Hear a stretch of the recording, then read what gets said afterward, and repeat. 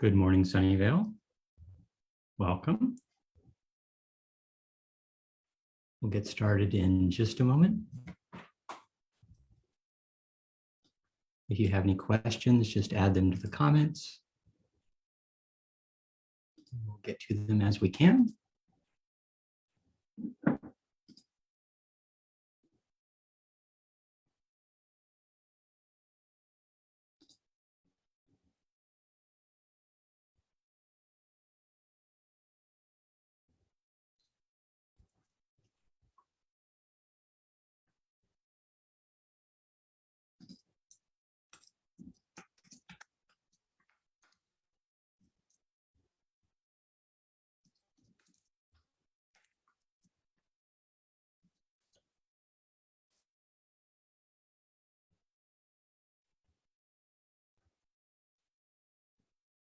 Okay. Let's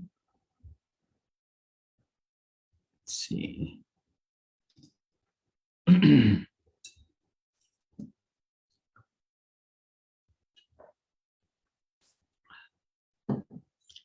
This week's early mural is actually from my trip to New York City.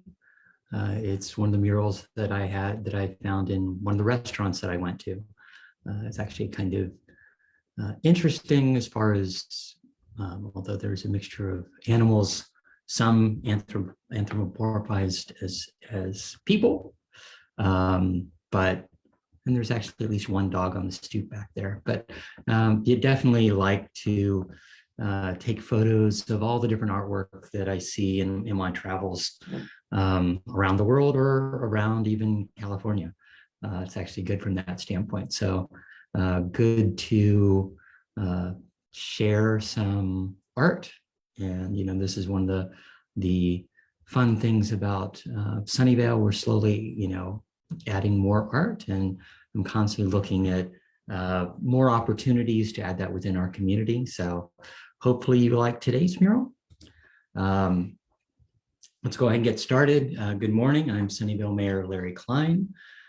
Thank you for joining me again this week. This is the 127th installment of my weekly virtual office hours. Happy Friday. Hoping everyone is doing well, staying cool, and staying healthy.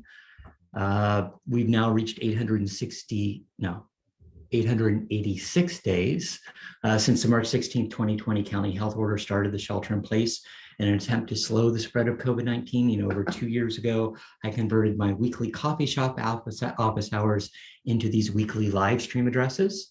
And I haven't missed a week since. They're really good as I take stock over the last 2 weeks, give you some updates and tell you some of the upcoming events and provide some general words of encouragement. It's really been great because it's allowed me to tell people what's really happening in the city. And I think people really appreciate that at the end of the day. Most Fridays like today, I also follow up this live stream address with in-person meetings at Being Seen on Murphy Avenue. So just email me if you want to reserve a 15-minute or 30-minute slot, and I'll be happy to figure out the best time for one of my upcoming office hour days. Let's go ahead and get started and talk about what's happened at the federal, state, county, and city level over the last 2 weeks. Last Tuesday, City Council met, and we started off with a study session on the creation of a Human Relations Commission. And so this is something that Council had decided last year, actually, to move forward with. It basically creates another commission. We'll see what the full efforts of this commission is. But one of the things that council did last year was say that we want a multicultural event every year. And so this is one of the things that commission would be focusing on, much like the art commission works on the hands and the arts every year. But it would also be basically one of the main places to have listening sessions. We've had multiple unity listening sessions over the last few years, and that's one of the things that this commission would work on. So happy to kind of set up, and that'll be a 5-person commission. And when we start requesting applications, I'll definitely help promote that. And then as far as the main meeting, one of the big things we did was modify our recreational fee waiver program. And so that basically, earlier this year, we increased that amount in that program from about $47,000 to $100,000 every year. But this program basically makes it more accessible for lower income families in our community to access the summer camps, the ballet, the other recreational activities that the city provides. And so from that standpoint, I do think it's been fairly positive to actually have that as a possibility. It's like basically increase the usage of that program. And so we'd actually seen it drop off during COVID. So there's going to be a big public outreach when that completely goes live. But I do think, especially for next summer, making sure that we get as many families to take part in that program as possible. And then council also heard an appeal of the Planning Commission decision on the project at the corner of Fremont and Sunnyvale, Saratoga. So ultimately, we did upheld, we agreed with that appeal. Ultimately, with the location of the different buildings at that site, there were some minor changes as far as making it safer, because we reduced the one of the driveways going into that site. And so this is the western, ultimately the western campus, as far as that's concerned, of that site where Jake's and 24-Hour Fitness is kind of broken up into 3 sections, 3 different owning properties. And so the 24-Hour Fitness location in the center remains the same, but this was, and earlier this year, we did the eastern portion. Planning Commission and council reviewed that, and then now we reviewed the western portion. So ultimately, that appeal was approved, and then we also approved a memorandum of understanding with the city of Sunnyvale's Sunnyvale Employee Association, IFPT, and IFPTE, and ultimately basically approved their contract for the next 4 years. So happy to finally get that across the goal line. And then last Thursday was really decision day for deadline for the state assembly and the Senate to deal with the appropriations. So the Appropriations Committee killed or shelved more than 200 bills. More than 600 actually made it through. And so there's still lots of controversial bills there, so the lawmakers have now about 2 weeks left before the end of the legislative session to figure out what bills will end up on the governor's desk. And I've been doing, lots of advocacy on some of those bills that pass through. So of the 600 plus that pass through, I've done lots of advocacy. And we're actually already looking at possibly sending veto letters to the governor's desk, requesting him to veto some of the bills. I think one of the worst bills is AB 2011. And, this is at the state Senate for a vote sometime in the next 2 weeks. So that bill, AB 2011, would basically say that any commercial, retail, parking, pretty much anything that isn't already housing could be developed as housing without the city's approval. And so ultimately, trying to figure out densities, trying to figure out, there's lots of issues with this bill, but currently, it doesn't require any additional inclusionary requirement higher than what we already provide. So Sunnyvale already requires that 15% of all multifamily housing that's built, 15% has to be below market. So whether or not that's condos, 15% below market, moderate income, or for apartments, it's 15%, 10% low, 5% very low. And so ultimately, from our standpoint, the developer just needs to meet our minimums. And at that point, they can basically redevelop any site in the city. And so, this is we go through a lot of efforts to update our housing element, to figure out, rezoning locations to provide, to meet the arena numbers that the state is requiring. And then we also try to make sure that there's appropriate, retail in locations and all that. But what this basically says is, they could go, even sites that we said would have to be retail, so if there's a grocery store or an auto dealership or all that we say has to be retail, a developer could come in and say, you know what, I'm building housing here and there's nothing the city can say about it. So if you get a chance, please call Senator Becker's office or drop him an email and tell him, this is overreaching. It's like, there's lots of positive bills and positive ways that they can streamline, ADUs and other developments. This is, overreaching to the nth degree that ultimately they're not doing any better than any development that we've specified from our housing element that would meet their requirements. So, please, if you get a chance, ping Senator Becker, because the Senate it'll go through the Senate sometime in the next week. It's already passed through the Assembly to go to the Senate.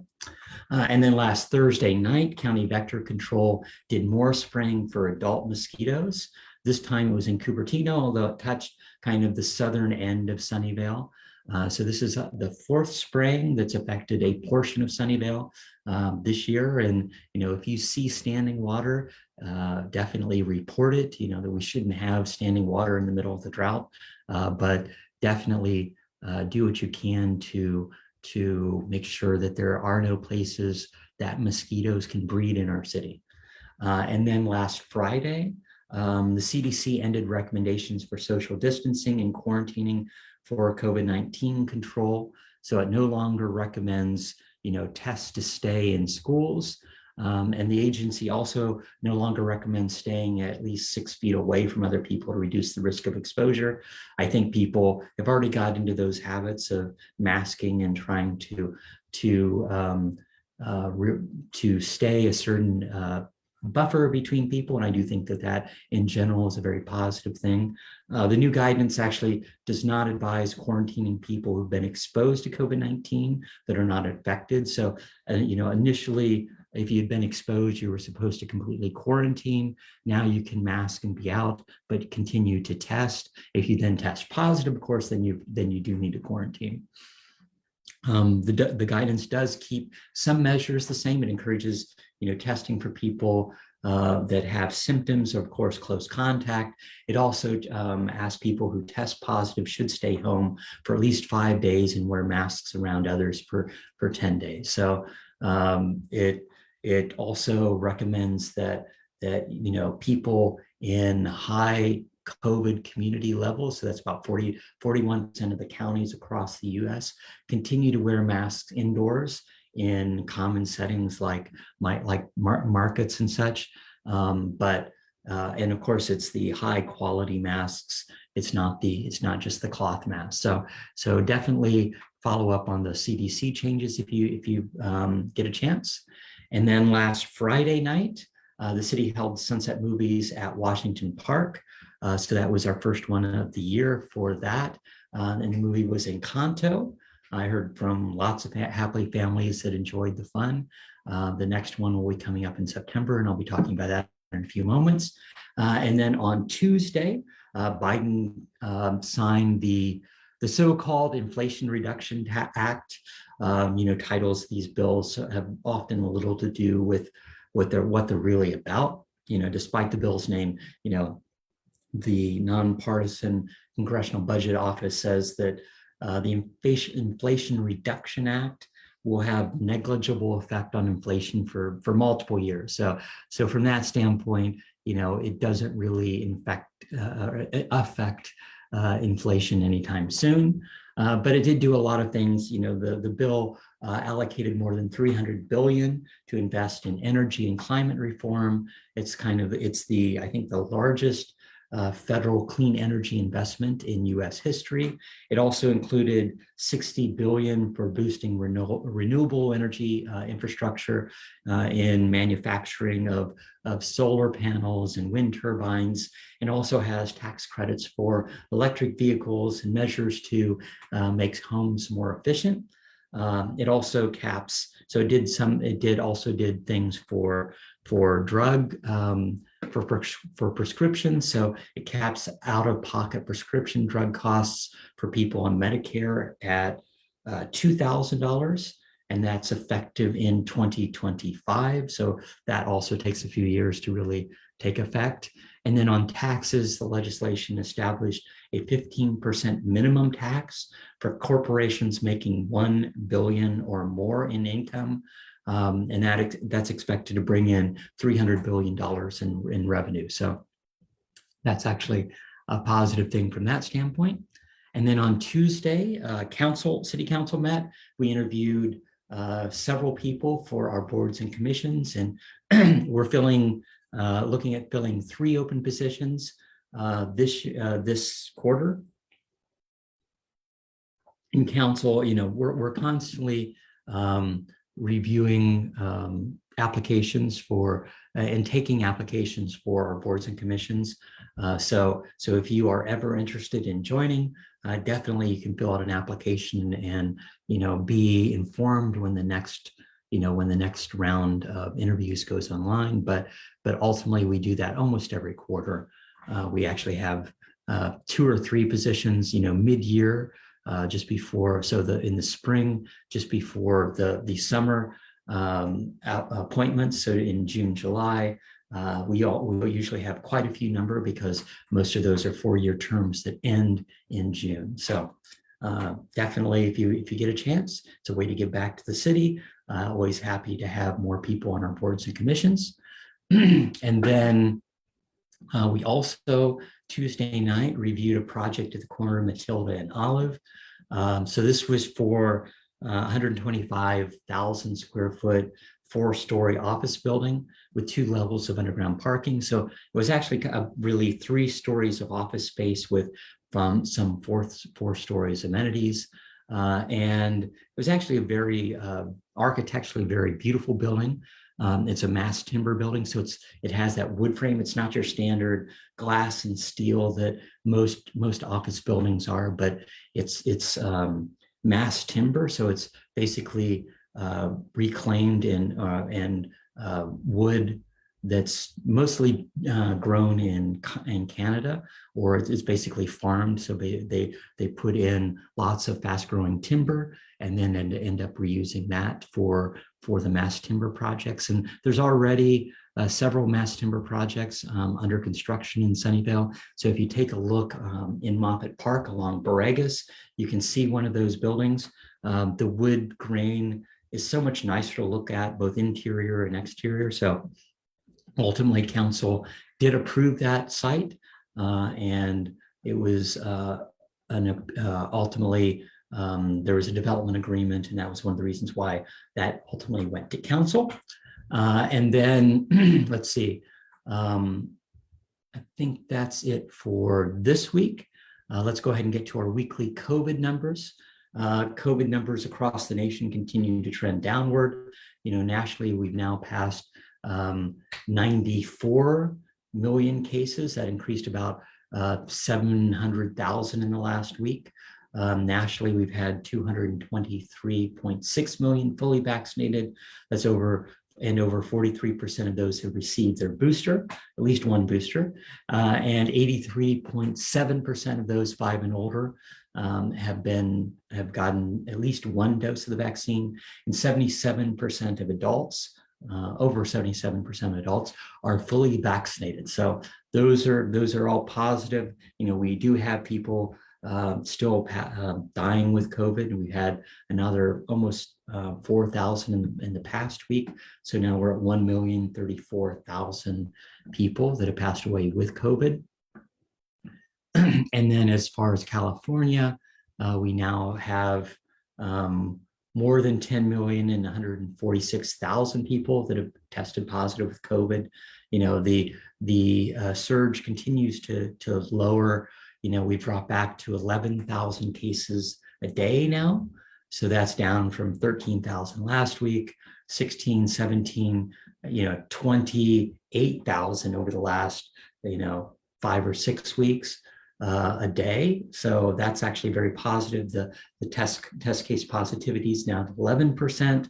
And, we've had over another 300 deaths, though, that people that have passed away with COVID.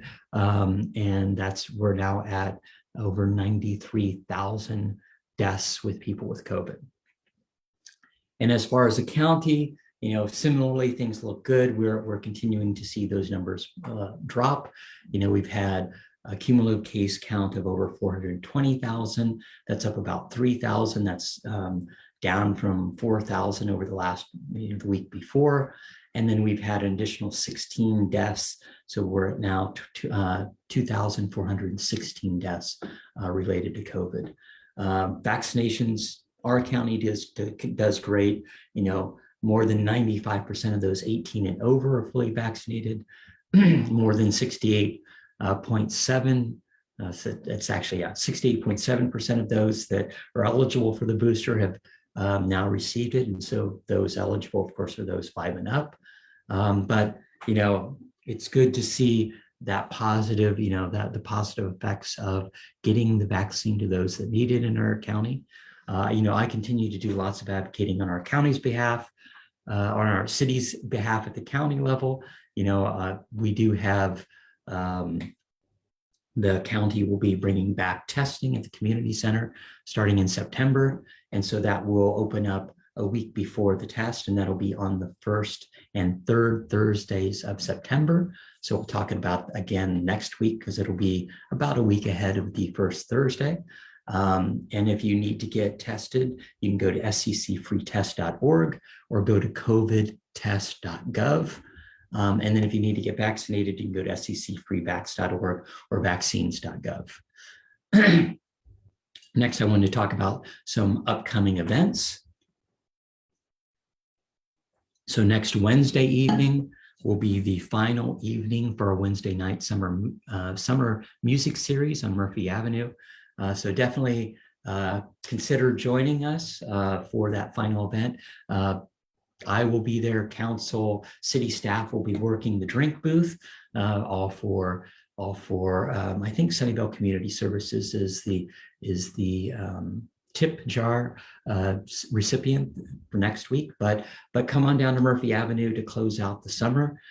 Definitely, it's always great to see everybody. Lots of happy people with the music. So join that. We talked about Sunset movies. So the next Sunset movie will be in Washington Park on Friday, September 9th. And that movie will be Luca. So come and join the fun. And then as far as upcoming city council meetings, next Monday, council will have a special meeting. So for one of our districts, we only had a single candidate. So for District 1, Linda Sell was the only person to fill out the paperwork to basically run for the district election. So she finalized her paperwork, and because she's the only candidate, we can go ahead and conceivably cancel the November 8th election for District 1. And that saves the city a little bit of money, about $20,000. So, it basically, most cities do this. If there's only a single candidate, there's no reason to run that election, to fill out that, to have the registrar of voters fill out that campaign literature, and so it simplifies things from a certain standpoint. So the city saves at least around $20,000, and every little bit helps. So we'll be meeting on that on Monday. And then the following Tuesday, August 30th, council will start with the study session to discuss potential gun control ordinances that we might enact. And then as far as the main meeting, we'll be choosing the final designs for the Mary Avenue and Sunnyvale Avenue Caltrain grade separations. So I'm sure a lot of people will be out for that. Let's go ahead and get to our weekly questions. If you have a question, just add them to the comments and I'll try to get to them. I did get a good number of questions this week. May asks, I saw the post for low-income housing. How can we apply? So yeah, I posted earlier this week about the related 100% affordable project that's going at Matilda, Iowa, and Charles.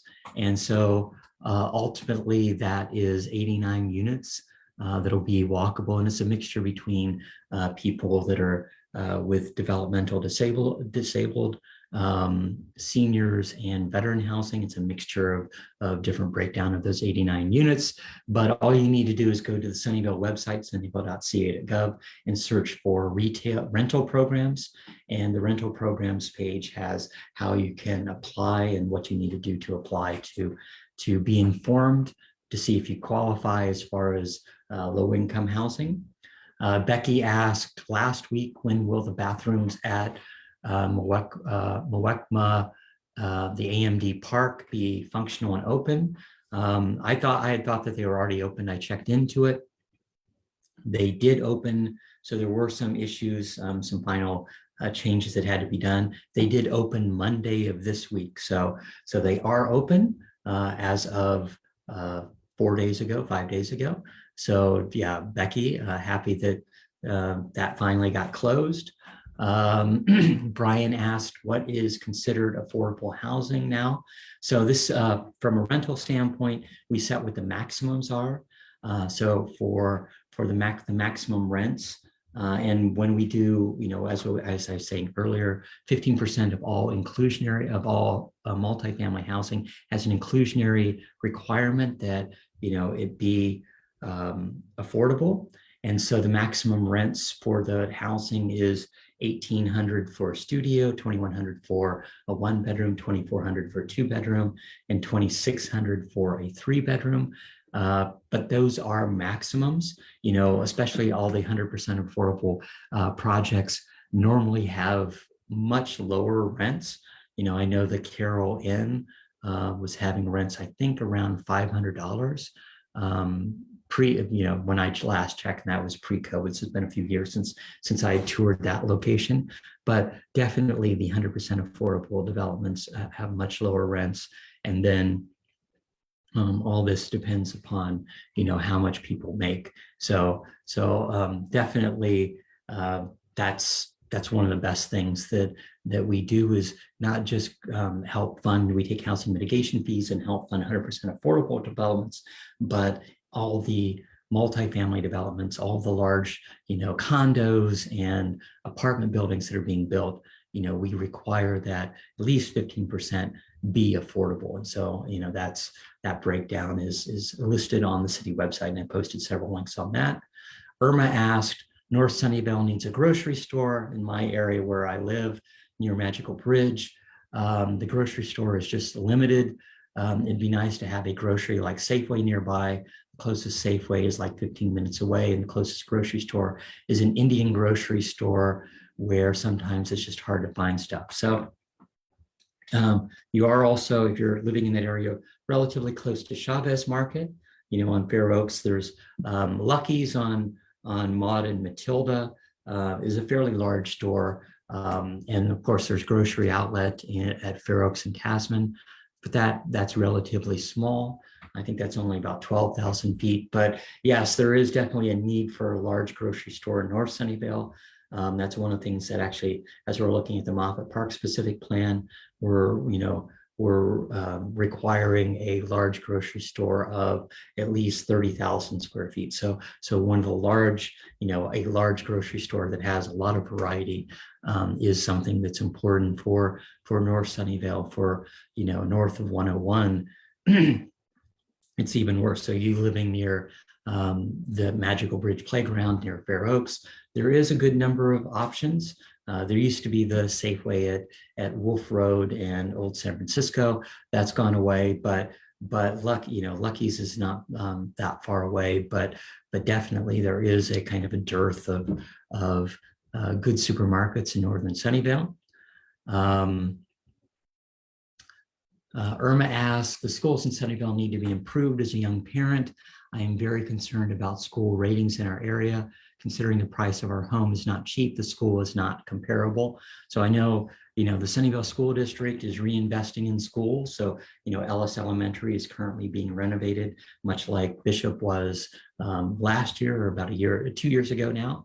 And this is good. Having good schools is really critical for the community. And I'm always in support of school bond measures. But you should really get more involved with the school board, with the PTA, and talk about things that can be done.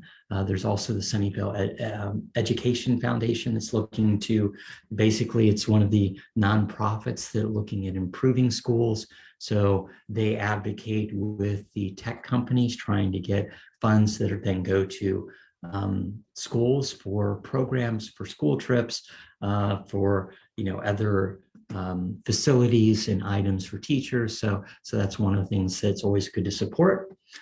Jeff asked, I saw you at Urban Place last week.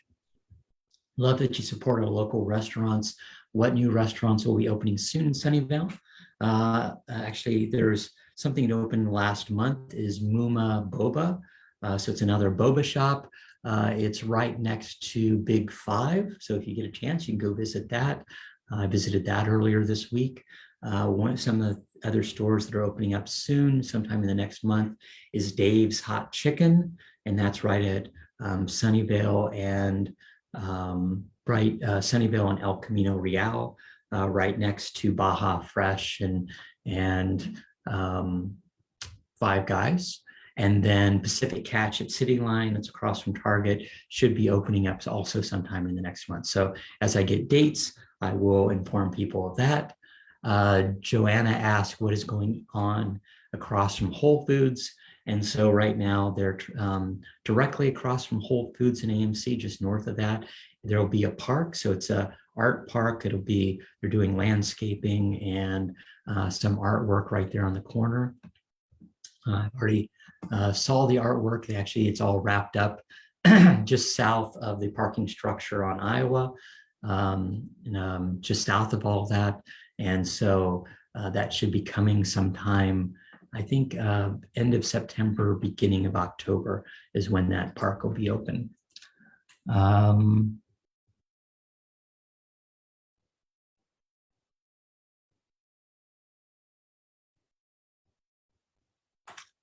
Gary asked, the new guidance does not make any sense to me. Based upon the spread of infectious disease, is COVID over? No, COVID isn't over, but it's looking at what the requirements are. Ultimately, I think it's they found that most people that were exposed, they initially, one of the things is they were saying if you were exposed, you should immediately quarantine. That isn't true. So the biggest thing is a lot of people were exposed but never developed symptoms, never tested positive. And so those people especially could mask and be out, but as long as they're testing, frequently to see if they actually come down with symptoms. They don't actually need to quarantine.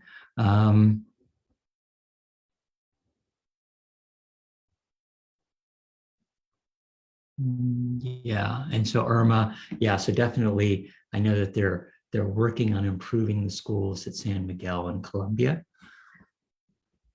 And I'm always, I met with the superintendent. I try to meet with the superintendents for the different schools every month or two. I met with the superintendent for the new superintendent for Fremont Union High School District 3 weeks ago, and after the school year starts, I'll be meeting with the Sunnyvale School District superintendent as things settle down. So definitely I'll bring up these issues with him. With that, let's go ahead and wrap up. Thanks for joining me again this week. We are still, in uncertain times. Lots of people still getting COVID. We have the scare of monkeypox filling our news, and there's lots of continued stress and concern. But I want you to know that no matter what challenges we face them together. I'm proud of Sunnyvale and how our residents have responded to the pandemic and numerous changes over the last few years. I'm thankful for everyone who helps out in our community, showing their kindness, their generosity, their empathy. Your actions and your attitude really do make a difference. Sunnyvale will emerge from this as a stronger community. We're in this together and we will get through this together. Thanks for listening. Have a fantastic week. Goodbye.